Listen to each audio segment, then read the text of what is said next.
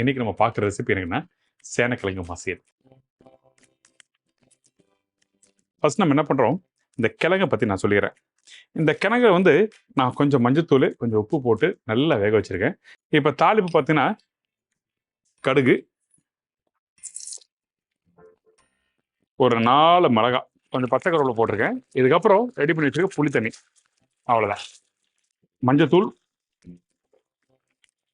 மல்லித்தூள் கொஞ்சம் போடுறேன், காரத்துக்கு ஏற்ற மாதிரி மிளகாத்தூள், இப்போ திருப்பி வந்து கொஞ்சமாக உப்பு.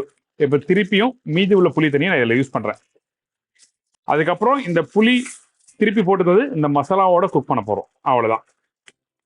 தண்ணி தேவைப்பட்டா கொஞ்சமாக தண்ணி, அதிகமான தண்ணி வேண்டாம். இப்போ நல்லா ஒரு கெட்டி பக்குவம், இந்த புளி காய்ச்சல் பக்குவம் மாதிரி இருக்கும். இந்த மாதிரி மசாலா ரெடி ஆன பிறகு வறுத்த வேர்க்கடலை நல்லா புரிஞ்சுங்க. பச்சை வேர்க்கடலை போட்டீங்கன்னா நல்லாவே இருக்காது. வறுத்த வேர்க்கடலை போட்டு ஒன்றும் பாதியா வேர்க்கடலை உடச்சி நீங்கள் இதில் போட்டு இந்த கிழங்கு போட்டு மிக்ஸ் பண்ணி சாப்பிட்டா அப்பா பிரமாதமாக இருக்கும். மிஸ் பண்ண மாட்டீங்க, அந்த அளவுக்கு சூப்பராக இருக்கும். இப்போ இந்த வேக வச்ச கிழங்கு இதில் போட்டுறேன். இதுக்கப்புறம் கொஞ்சம் கொத்தமல்லி போட்டு போய் இதை வந்து நல்லா இப்படி நல்லா ஸ்மாஷ் பண்ணுங்க. இப்படி சாப்பிட்றதுக்கு ரொம்ப நல்லா இருக்கும். சுடு சுட சாதத்துக்கு, சுடு சுட ரசம் சாதத்துக்கு சாப்பிட்றதுக்கு தி பெஸ்டான ரெசிபி இப்போ ரெடி ஆயிடுச்சு. ரெடி ஆனதை இதை அப்படியே ஒரு சின்ன பிளேட்ல மாற்றி காமிக்கிறேன்.